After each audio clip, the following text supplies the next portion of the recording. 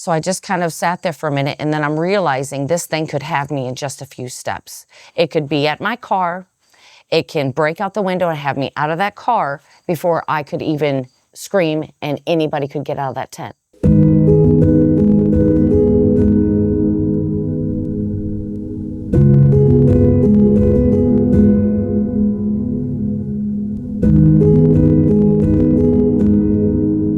We are Blondes and Booze Paranormal Podcast, and we started Blondes and Booze back in 2020, and it was with another gal, and she decided to go on to bigger, better things, and we had brought Brandi in already, and the one stepped out, and she stepped up to the plate, and it's been Brandi and I ever since probably 2022, and we do 2 shows a week together, and then we also co-host with other people on their shows, and we are also part of Haunted Souls Paranormal. Well, my story actually started when I was very young, even before I could remember. Could always see something else that nobody else could see. My mother and her family were very into the paranormal. So when things would happen and she would like look at me and I just tell her what was going on. She says, "That's okay, honey. Sometimes those things happen." So growing up in the paranormal was just second nature. And I've always been able to see and hear other things that people just can't. So it just kind of, I guess it was like a tumbleweed. It just kept rolling and rolling and rolling. So yeah, it's been a really great life with the paranormal. And for me, it started as a child also. I remember walking through my high school and seeing an elderly man walk by. It was during passing period. And I said something to my friend, "What's that old man doing here?" When you're in high school, you kind of laugh about it. Mm-hmm. And she said, "What old man?" So that was my very first, I know, of ghosts that I actually saw. So I went on and, throughout my life, I've always enjoyed the paranormal. And then back in 2007, I joined a paranormal team, and it started out as a love. And then back just a few years ago, we got into like the cryptid side of things. And so we've been to, all over here at Emmaus Village and Marthasville. We do research with the cryptid, as well as Land Between the Lakes in Kentucky and Tennessee side. I was staying over at Krista's. We had just done a paranormal event, and I was staying over at Krista's house, and we were sitting out on her back deck, and we were just talking. Yeah. And then she's like, "Hey, what do you think about dogmen?" And I was like, "Really?" It's like I just met my paranormal soulmate right there. I was like, "Yes, thank you," Yeah. And it just kind of spawned from there. As soon as we found out that we were both into cryptids, that we both liked it, we were both believers at the time. It just kind of happened, and it was, it was just meant to be. Yeah, and here we are. We love going out in the woods. We love getting out to research. Ghosts is always a passion for us, but Bigfoot is like right up there. Any of the cryptids. Yeah. So it's kind of overstepping the ghost here lately. Yeah. I was in Brown Springs, Oklahoma, and I was out with Tex Wesson and a couple other people, and we decided that we were going to go out in the middle of the night. And we were up near a cemetery, and we were walking around a cemetery, and it was very quiet. Some strange things were going on. We were seeing different things like occult activity, things like that.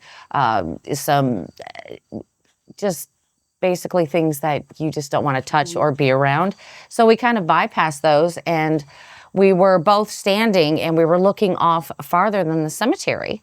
And we saw this figure that was kind of walking through the woods, but not walking like a human. It was walking kind of like floating. It was very like I say it was like a dancer, because it was just moving it wasn't bouncing up and down like a human. It would just kind of floated, and you can clearly see that it was moving inside of the trees and through the brush, but you couldn't hear it. It was very strange. I just couldn't hear it. So I was standing there, and I'm staring at it, and I said, "Hey, Tex, is that what I think it is?" And he said, "Yep." Because normally if he gives me a one-word answer, that's the truth. Otherwise, he'd try pulling my leg and try to tell me all kinds of strange stuff, But he's like, "Yep, that's it." So later on, we were walking down. There is a old road, but it's washed out so bad, and it's so sandy in that area that you have to stay up on the high side of it. And it's a very thin little trail where it's pretty solid.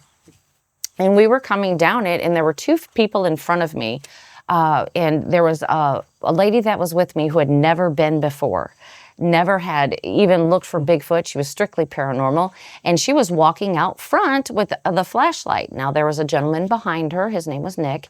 And he was just walking down. All of a sudden, he starts hearing something. And I'm probably about 15 yards back. And he's like, I hear something. And next thing you know, he's like, it's coming. Now, we always go prepared when we're out there because of, apex predators, things like that. We never know what's out there. So he actually draws his weapon. He's pointing it out there. But this other lady, she was so scared that she took the flashlight that she had, which was his, and hid behind him so he had no light. So he's just staring blindly. He can't see nothing. This is the middle of the night. So he's just yelling out, hey, stop. I have a weapon. Please don't come near me. And you could hear this thing just start coming in, and it's super, super loud. And I couldn't figure out what was happening until I got closer. So then I had a flashlight. It wasn't as strong as his, but I had a flashlight and I'm shining it out. But I had to step down into this really sandy area where I didn't have any balance. Well, I had my weapon on my side and I drew my weapon, but I'm like, oh my gosh, I can't do anything. They're in my line of fire the way this thing's coming because they run a little curve. And I said, there's no way that I can protect us. I can't shoot. I can't shoot. So I started yelling at Tex, who was probably about 20 yards up behind me. And I'm like, you're going to have to come grab my weapon, because if I move my flashlight, Nick wouldn't have been able to see what was coming through. So as he's coming down, we're just staying straight right where we were. And Nick's like, stop. But next thing you know, this armadillo runs out. And I mean, this big old armadillo runs out, hits that dirt path and kind of skids and shoots up all this dirt and then shoots down the path right in front of us. Well, we all started laughing. We're thinking, oh my gosh, it's an armadillo. Do we not feel like a little bit dumb? Okay, we're just a little bit dumb. And then next thing you know, as we're relaxing a little bit, then we hear this bipedal footsteps running off back the other way. So, and then the adrenaline's just started pumping all over again. So we've just said, well, it's time to go. And so we did make it down to the bottom of the hill. I am glad to say that my friend, she is okay, she's good, and she's wanting to go Bigfoot hunting again. So, yeah, she's good to go. Mm-hmm. And then for me, my very first encounter was a place called Big River Ranch in Lexington, Missouri. It was the middle of the night, and it's also a haunted location. We've had ghost activity. The Battle of the Hemp Bales was fought out around that area, and it was a horse ranch. And so I had a camper I shared with a friend of mine, and I couldn't sleep. And at the time, I was a smoker, and so I got up, and it was about 2 o'clock in the morning. I have a 200-pound English Mastiff dog I took out with me, and for him to use the restroom. Again, 2 o'clock in the morning, and I'm just sitting out there, and I just got this overwhelming feeling of being watched, just like, whoa, something is not right, and it's not ghosts. Ghosts don't scare me. Something wasn't right. So I got up very calmly, and my dog, he's not a barker. He was young at the time, but he's still not a barker, and he started barking towards the wood line. So that was kind of weird because he doesn't bark. So I got up real calmly. I went inside, and I'm like, Kathy, and she was sleeping on one of the couches there in the camper. I was like, come outside. And she walked down the steps. She's like, whoa. And I didn't even have to say anything to her. She's like, whoa, something's not right out here. So I'm like, okay, at least I know I'm not going crazy. I took the dog inside, went inside, and I locked the door to the camper. And we never locked the door, but it was just, we both had the EBGBs.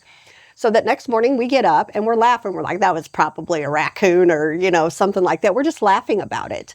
And never posted it on Facebook, never did anything like that. Fast forward 6 months later, we had a conference at Big River Ranch, and there was a friend of ours who's a psychic medium. She is the mermaid medium, Jessica Potter. And she comes up to Kathy and I, and she says, tell me what happened over there. And she pointed to the area. And she said, and at the time there was a camper there when she was there. She said, but it wasn't that camper. And she said, and I see a dog barking. And she said, and then she pointed to me, she says, and you walked into the camper, but not that one. So me and Kathy looked at each other and we're like, whoa. And she goes, you had a Bigfoot watching you. She knew nothing about any of this. So I'm thinking, okay, that was really, really weird because, we never told anybody about it. We laughed about being watched by a raccoon or something, but then for her to come to us and see everything that happened that night without us telling her anything. So I believe that was my first Bigfoot encounter. And yes, that was on the woo side, with her picking that up, that it was that strong. And that's what I thought was amazing is, 6 months later, she picked that up about us. We were at a conference, and it was a private location, and there were several other campers out there. There's probably 10 or 12 tents out there. And where our tent was, it backed along like a wet weather creek area. And so we spent one night there. We went to the conference, and then the next night, we were out there sitting around the fire, and a storm was brewing in. And when I say a storm, that is putting it mildly. It ended up being a monsoon. And it even took down the cook tent and a couple other people's tents. And by the grace of God, because it was Brandi and I that put our tent up, and it stayed up. So we did a good job of putting our tent up. Yes, we did. But because others had lost their tent. I thought it was going to fly away, but it didn't. Right. And it was just a treacherous rain. It was awful. And so that went on for about 45 minutes. The rain did. And so after it, we go back out and we're sitting around the fire, just Brandi and myself, and there was a couple other researchers out there. We're just talking around the fire, and it's about 2:30 at night, and it's time for bed. And so I go into my tent, but the rain had come through, and Brandi's like, I had a cot that I sleep on, so I was up off the ground. She has an air mattress. So she's like, I'm not sleeping on the floor because the rain. Right. And so she's like, I'm sleeping in my car. I'm like, no big deal. So I'm laying there and just, kind of wind down for the day. I'm playing my game on my phone and playing it for a little bit. And I put my phone up and I hear something behind my head walking up. So I'm like, oh, and it was quiet, but yet it was enough where I could tell there was something. And then it sounded bigger and bigger, and and I'm running thoughts through my head too, because even like deer, they, or even a squirrel, they sound big in the forest. So I watched it. I didn't watch it. I heard it come up, and then the way that the moon was shining after the storm had come through, I seen a shadow on the outside of my tent, and it was bipedal, and it was from the shoulder up, and it did have a elongated head. And it walked to the front of my tent. It came back around. And by this time, I'm freaking out because I'm laying down and I sat up because my head, here's my head, here's the outside of my tent, So I sat up on my cot and I listened to it go back around. So I'm sitting there and I'm listening and I hear it kind of walk away. And this is where Brandi comes in. So the best thing about this is that the time frame is just phenomenal with this thing. But so I slept in the driver's side seat in my car because it does lean all the way back. It's not the most comfortable thing, but we were just going to sleep a couple hours and then we were going to head out the next morning. So I'm just laying there, and it got cold after it rained. We had some straight line winds come in, which unfortunately took out, like she said, a lot of tents and everything. So it was kind of like, well, all right. So I had my sleeping bag, and I kind of got in my sleeping bag, and I laid back, and I curled up, and I put my head into my sleeping bag because it was cold. It turned out chilly, so I was breathing into my sleeping bag, which is just a habit of mine to keep myself warm in the woods. So I did that, and the next thing you know, I start hearing these footsteps. Now I can hear them out in front of my car, and then I can hear it along the side of my door. Well, I'm parked up really close to the tent, so out the passenger side or out the driver's side door, it's right there, pretty much. I can see the whole front side of the tent. It's right there. So I'm like, okay, and I'm really groggy. We had just gone through days being out there. We went through the conference. It's like, okay, I'm super tired, and I just kind of went to sleep. But then I heard all this stuff and this commotion, and I kind of lean up very slowly because I'm like, okay. And then I'm looking for one of the ladies. I'm like, one of them ladies got out of the tent to go use the restroom, which we don't do that. We always have somebody go with us just for, safety reasons. And so I'm looking up and I see no lights on. And I'm kind of looking around going, what's happening with this? And then I'm looking at the tent. The tent was not even unzipped. And I'm like, there's nobody out here. So I just start scanning out, thinking somebody else may be out. So I scanned over to the passenger side door, and right out the passenger side door, there's another tent on the other side. And then I seen something standing there. It was definitely bipedal, and at first I'm thinking, who is that? And and as I'm trying to wake up and wrap my head around what I'm looking at, I'm like, that is too big to be somebody. That is not somebody. We were in bear country, so my next thought is, oh my God, it's a bear, and it's just on its hind legs, but I'm like, a bear doesn't have shoulders. Wait a minute. So as I'm trying to put this together, I'm really looking at it. And again, she was talking about the moon, and the way the moon was coming down, it was shining on the back of it. It was super bright. So you couldn't see pretty much anything on the front, any of the features or anything like that. But I could see each individual hair shining that was coming down. You could definitely see the hair that it had on. You could see how long its arms were. Its chest was probably about 2.5 feet wide. It was just huge. And I was taking note the whole time of how big is this thing? What does it look like? What can I actually see about this thing? And then I'm realizing this thing starts to sway. And it starts to sway back and forth. And I'm trying to figure out, okay, can it see me? I wasn't sure if it could see me or if it was just looking around and trying to see something else. And I'm thinking, okay. And then I'm looking at my phone and I'm like, I can't pick up my phone. If I pick up my phone, the light's going to come on. Well, I don't want to draw attention to myself, so I'm kind of like, well, who am I going to call anyway? We don't have phone signal. So I'm like, this is just useless. And then I'm like, well, I can honk my horn, I can turn on the lights, I can do all kinds of stuff.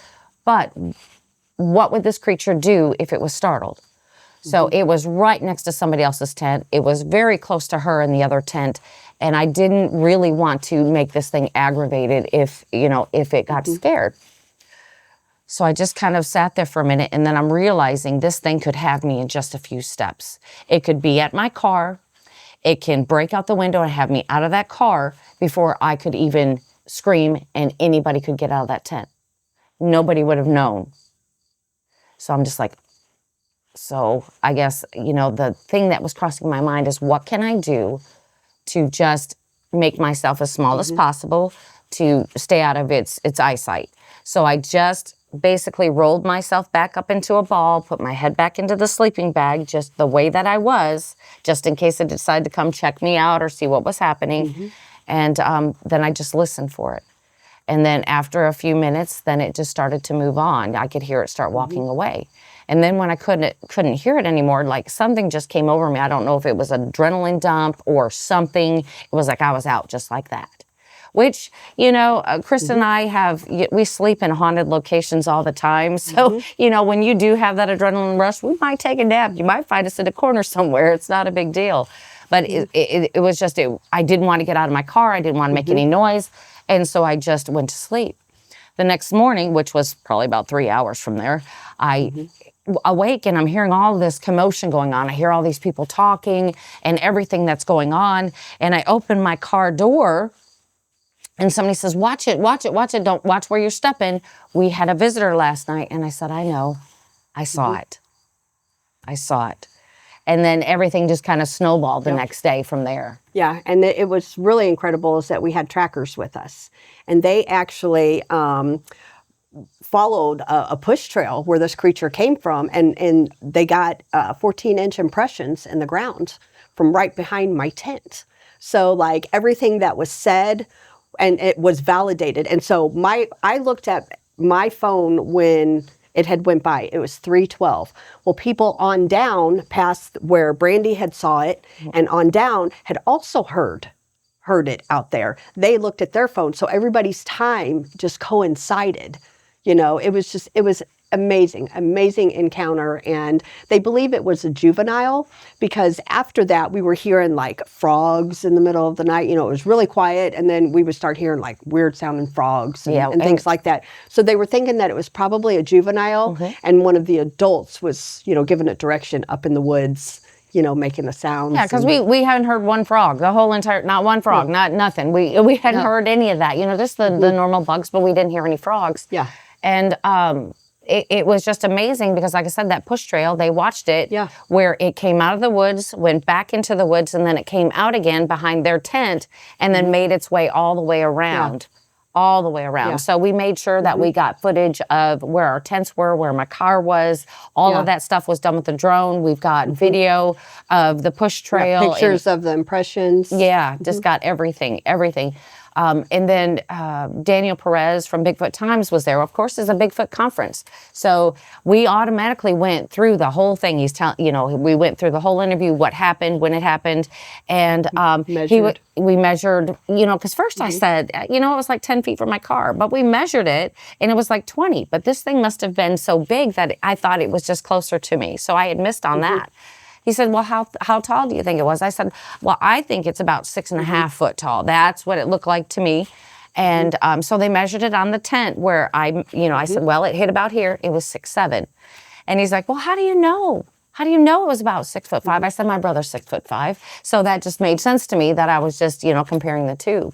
But it was fantastic, and the funny part was they took our picture and they put it in the Bigfoot Times, and I look like a bag lady is what it was so bad. The picture was so bad, but I mean, we'd been out there, no showers, no nothing. So we're just sitting out there. Took her picture, not mine. Well, the picture was horrible, but I was just smiling. I was just so happy to be there, And that encounter was incredible. Yeah. Everything was validated. Everything fell into place. Yes. And that's what was so amazing about it. And then we saw the proof. And when one of the trackers was showing us the 14-inch impression, I'm like, oh my gosh, that's like distance from you to I right now, and you're maybe 12 feet away from me right now. So it was we didn't even realize what was going on until they had a Zoom meeting. It was about a week later, and they wanted to Zoom everybody that had an experience.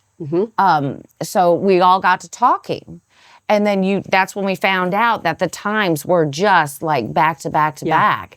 And then there was a lady there that was talking about the night before. And she said that she went out to use the restroom, and then she saw this shadow, and then she started to explain it before she even heard what I had seen. And I finished the story for her when I was explaining it. And she says, yes, that's exactly what I saw. Yeah. So it was actually there the night before, too. Yeah. And she saw it, and she mentioned it to her husband, and he ridiculed her. He kind of laughed at her. He thought she was crazy. So had he spoke up, Yeah. Exactly. So. And about the bear theory, there are bears in that area. But they track the bears, of course. They've got to find out where they're migrating to. And come to find out that they kind of, when they track them, they kind of skirt this particular property. They never come through that property. They kind of skirt the outsides of it and keep moving. So Talking about the eggs. Oh, and then what started it all off is there's families that are all connected, and they're right there. And they had chickens out there on a farm that's quite a distance from there. And they saved the cartons from the store, and they took over 24 eggs to one of their relatives and left them on the porch. Well, the eggs disappeared. So they're like, oh, okay, they figured it was a dog or a raccoon or something had come up and stole the eggs. Well, a couple days later, they found the egg cartons again on another relative's porch. And there was some eggs left. There were a couple broken, but most were okay. There was no bite marks in the cartons at all. And it was like as if somebody who had opposable thumbs could reach down, picked them up, and carried them off, and then put them back. They took what they wanted to eat, and they saved some, and then they gave them back to somebody else. Yeah. So, that's how that story all began. And as they investigated, they were seeing stuff out there. So that's how we ended up at the property. Yep, that's how we ended up out there. Yeah. So for us, with the paranormal and the cryptid, we believe that it's all connected, as well as the aliens, it's all connected. And we've been to the Land Between the Lakes several times and investigated there. And we've used our paranormal equipment out there in the field looking for these other type of creatures. And we've had luck with, honestly, her singing bowl. Yeah, yes, I'm one on noise. So I'm thinking that if I can put noise out there with a vibration to raise the energy level in places that, this might attract them. And we have been out in the woods where I'm trying to, attract something, and I'm using the singing bowl, and the next thing, orbs appear. Yes. orbs have appeared with these. Yeah. And we've had a lot of experience. Like we were actually here at this location. We're off on that other building out and back. And as we're looking out one direction, and I'm using the singing bowl, we can hear things starting to move in the woods back there and everything else. But as we turn around and look at the top of that building, you can see a light as if somebody had a flashlight going through the top of that building, which we know is haunted. And that light started going on. And we're all looking at that. And one investigator that was here actually packed up his stuff and left. Yes. He left. Yeah, that was in the Sets building here at Emmaus Village. Yeah. Yes. We were invited here by our team, Haunted Souls Paranormal, to do an investigation. It was a pro night, and so people with experience come on in and investigate, and they open the building. So we did that. And we were actually above us. You see behind us where it's the long hall here, Brandi and myself, and we had another friend, Terry, with us. We were walking this hallway, and we were down more towards the other end up above. And we're just talking because we were leaving this other building, coming back this way. And up in the woods up here, we heard a howl. And Terry was actually running her recorder at that time. And so we're like, whoa, that was not a ghost. That was from the woods, So in the meantime, I had sent it to several Bigfoot researchers that are out there that, know a whole lot more than I do, a lot more experience than I do. So I sent the recording to them, and they all came back and said, you got something there. So I'll let you finish that part.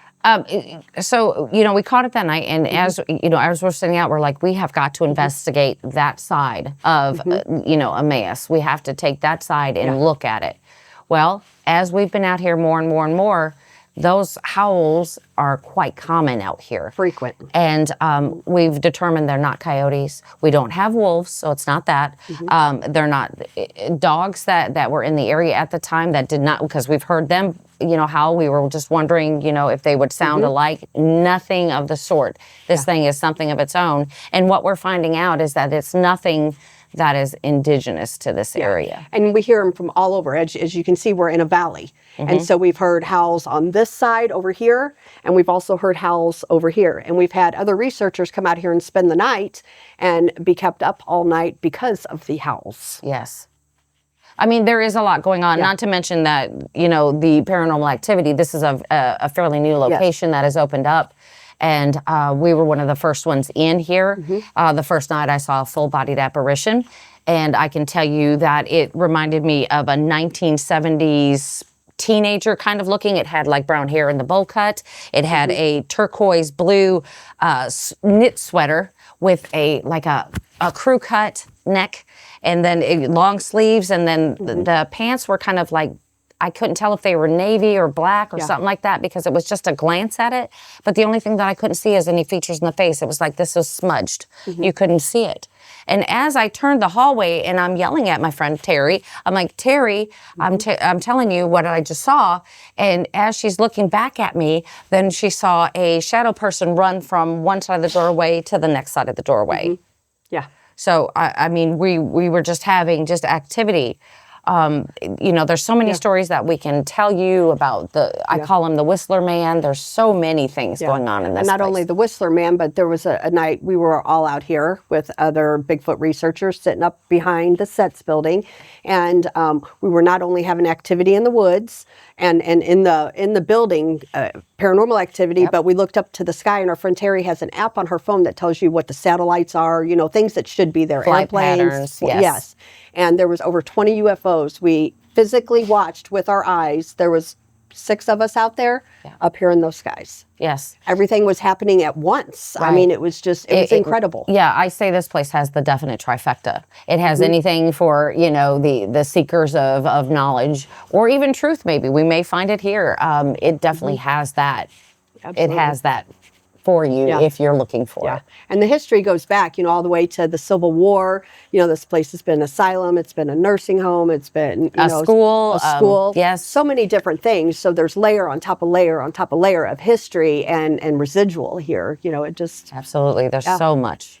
For myself, for the future, we're wanting to really grow, Blondes and Booze, our paranormal podcast channel, and get out in the woods. We really enjoy that. We enjoy helping people. So be it if it's somebody has a haunting, we're there. Or if you have any type of cryptid activity, we're there too to help you. And we definitely believe everything is related. It's as Brandi said, there's a trifecta going on here, and we want to learn, and this is a great place for people to come and learn about all different realms. Exactly. I guess for me, my goal in life is just to figure out that one piece of the puzzle. I know there's a big picture, and I know that there's so many people involved that we're all trying to find that piece. I just want to find my little piece, to make, I guess, to find my truth. Yes. It may not be somebody else's truth, but it's my truth, because I went from a believer in Bigfoot to a knower. Yeah. I've always known about the paranormal, so that's been fine. But I just want to find my little piece of the whole big picture. Yes. That's all I want to do. I guess for me, paranormal research is very, very important because, like we had said many, many times on our show and all over, that we think that everything is intertwined. You should not leave any stone unturned when you're looking. We don't know how. We don't know how these things are connected, but we've heard encounters of Bigfoot and then orbs, and then we've heard of the paranormal in orbs, and then we've heard of just all kinds of things that are connecting. Also with cryptids and aliens and UFOs, UAPs, we've heard all these encounters, and even though we weren't there, everything kind of ties to something else, and that's what we're trying to figure out. Yeah, and for me, I started doing the paranormal, and I was in a haunted location, and I saw a blue orb with my eyes in a basement with a bunch of attendees. And so in my thoughts, that was probably back in 2013. So I thought orbs only had to do with the paranormal. And then fast forward, here I am, I'm at the Land Between the Lakes in the middle of January. It's colder than all get out there, and all of our team is accounted for right there at camp, and we're watching orbs, different colors, different sizes, out in the woods. Nobody else is out there. And so, it had a different thinking for me, because I'm like, okay, I really thought that the orbs are strictly ghosts, but I'm not so sure anymore. So I feel like it's just so important, the research that we do and others do, to learn from each other. And, that's what we're all here for. We're all looking for the same answers. And I want those answers. I think it's more connected than people want to believe. Correct. Yes.